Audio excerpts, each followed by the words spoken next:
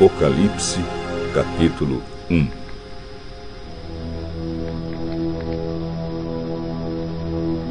Neste livro estão escritas as coisas que Jesus Cristo revelou.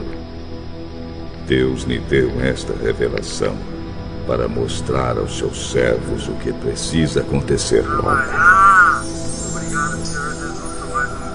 Cristo enviou seu anjo para que, por meio dele, o seu servo João soubesse dessas coisas. João contou tudo o que viu. E aqui está o que ele contou a respeito da mensagem de Deus e da verdade revelada por Jesus Cristo. Feliz quem lê este livro, e felizes aqueles que ouvem as palavras desta mensagem profética e obedecem ao que está escrito neste livro, pois está perto o tempo em que todas essas coisas acontecerão.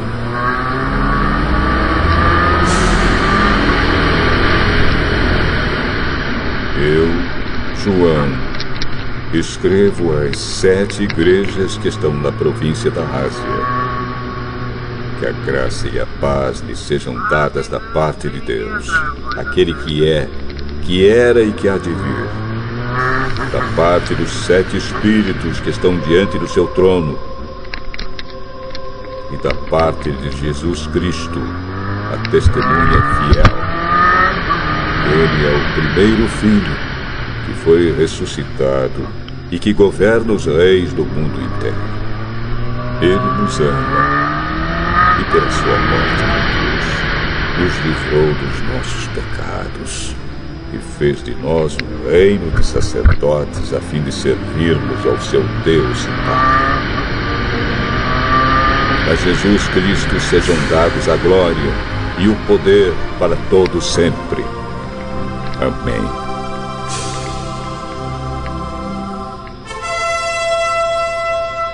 Olhem! Ele vem com as nuvens. Todos o verão, até mesmo os que o atravessaram com a lança.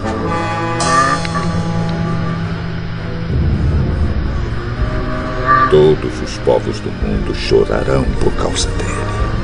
Certamente será assim. Amém.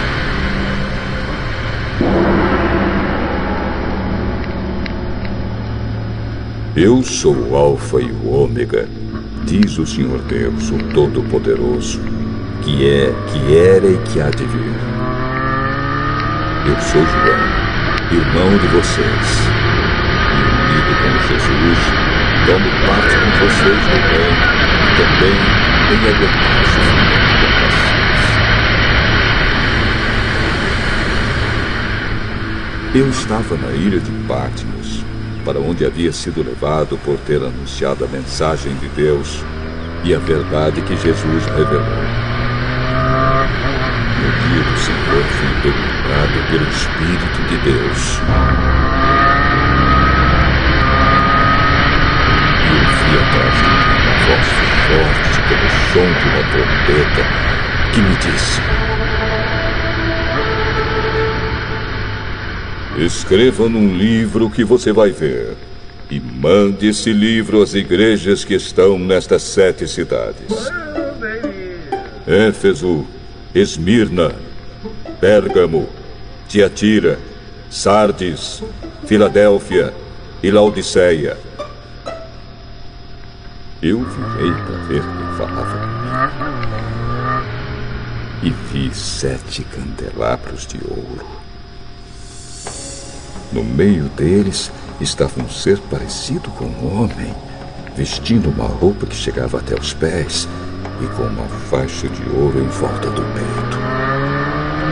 Os seus cabelos eram brancos como a lã, ou como neve, e os seus olhos eram brilhantes como fogo. Os seus pés brilhavam como bronze refinado na fornalha e depois polido, e a sua voz parecia o barulho de uma grande cachoeira. Na mão direita, ele segurava 7 estrelas, e a sua boca saía uma espada afiada dos 2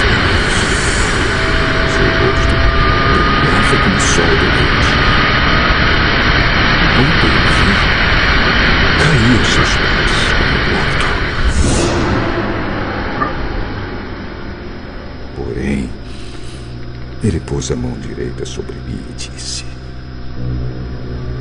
não tenha medo. Eu sou o primeiro e o último. Eu sou aquele que vive. Estive morto, mas agora estou vivo para todo sempre. Tenho autoridade sobre a morte e sobre o mundo dos mortos. Portanto, escreva as coisas que você vai ver, tanto as que estão acontecendo agora como as que vão acontecer depois. O sentido secreto das 7 estrelas que você viu na minha mão direita e dos 7 candelabros de ouro é este. As 7 estrelas são os anjos das 7 igrejas, e os 7 candelabros são as 7 igrejas.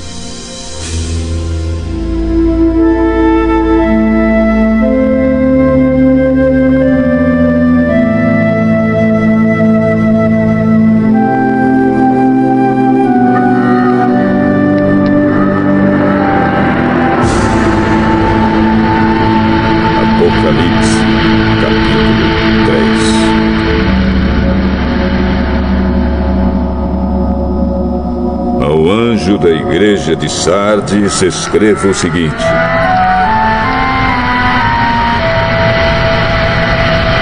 esta é a mensagem daquele que tem os 7 Espíritos de Deus e as 7 estrelas.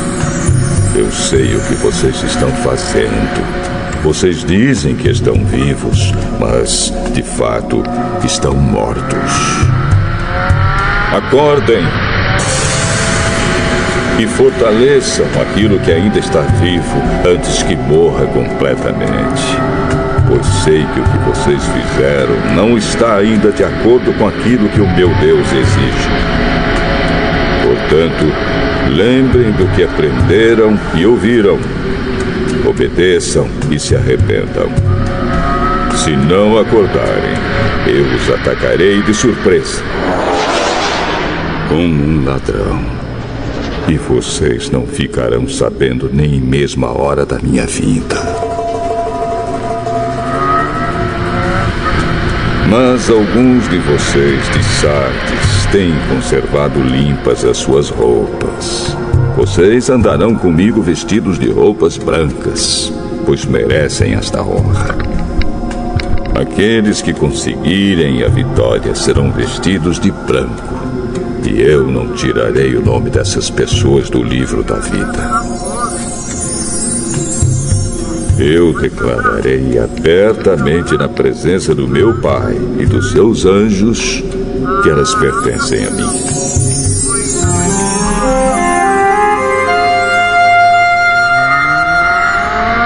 Portanto, se vocês têm ouvidos para ouvir, então ouçam o que o Espírito de Deus diz às igrejas.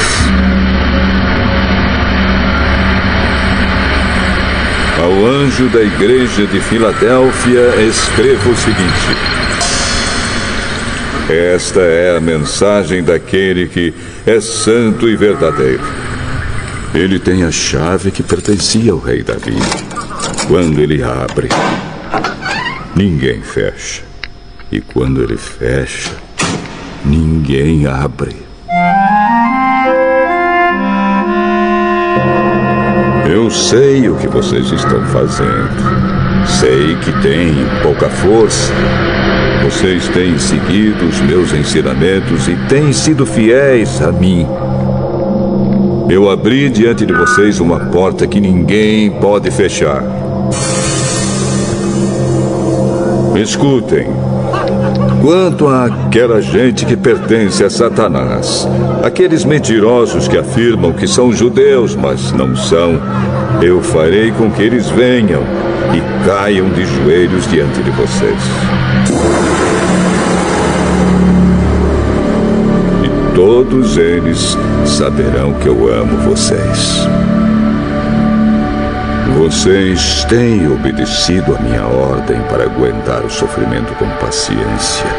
E por isso eu os protegerei no tempo da aflição que virá sobre o mundo inteiro para pôr à prova os povos da terra. Eu venho logo. Guardem o que vocês têm, para que ninguém roube de vocês o prêmio da vitória.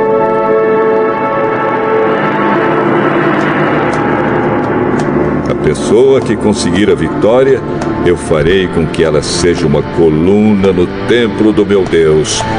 E essa pessoa nunca mais sairá dali. E escreverei nela o nome do meu Deus e o nome da cidade do meu Deus, a Nova Jerusalém, que virá do céu, da parte do meu Deus. E também escreverei nela o meu novo nome.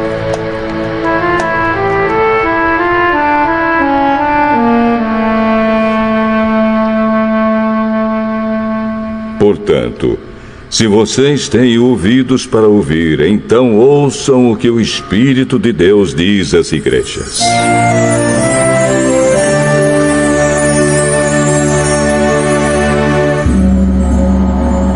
Ao anjo da igreja de Laodiceia, escreva o seguinte: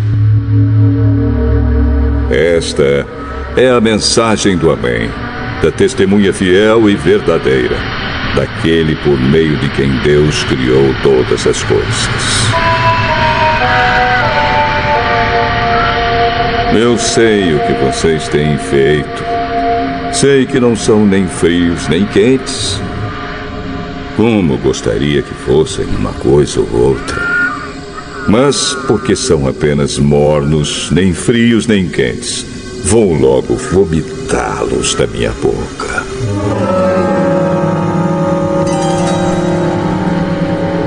Vocês dizem: somos ricos, estamos bem de vida e temos tudo o que precisamos. Mas não sabem que são miseráveis, infelizes, pobres, nus e cegos. Portanto, aconselho que comprem de mim ouro puro para que sejam de fato ricos. E comprem roupas brancas para se vestir e cobrir a sua nudez vergonhosa. Comprem também colírio para os olhos, a fim de que possam ver. Eu corrijo e castigo todos os que amo. Portanto, levem as coisas a sério e se arrependam. Escutem, eu estou à porta e bato. Se alguém ouvir a minha voz e abrir a porta, eu entrarei na sua casa e nós jantaremos juntos.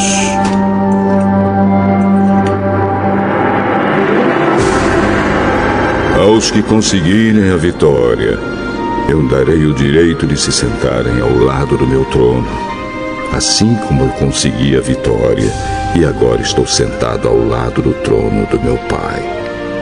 Portanto, se vocês têm ouvidos para ouvir, então ouçam o que o Espírito de Deus diz às igrejas.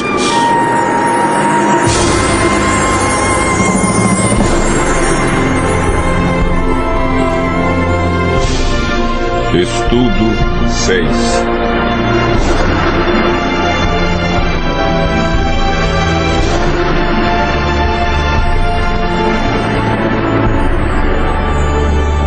Sinais da vinda de Cristo.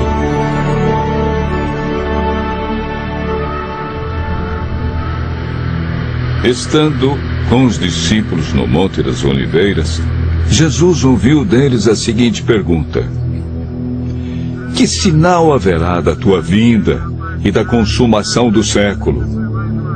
O mestre, então, enumerou vários sinais indicadores do seu retorno à terra. Alguns sinais destes apresentados tiveram cumprimento inicialmente em Jerusalém e serviram como maquete ilustrativa dos acontecimentos do fim. Outros sinais, porém, estão se cumprindo agora, em nossos dias. Todos os dias lemos e ouvimos nos jornais, rádio e televisão inúmeros acontecimentos. São várias as tragédias: terremotos, chacinas, roubo, enganos, crianças abandonadas, doenças, fome, guerras. O que diz a Bíblia sobre esses acontecimentos?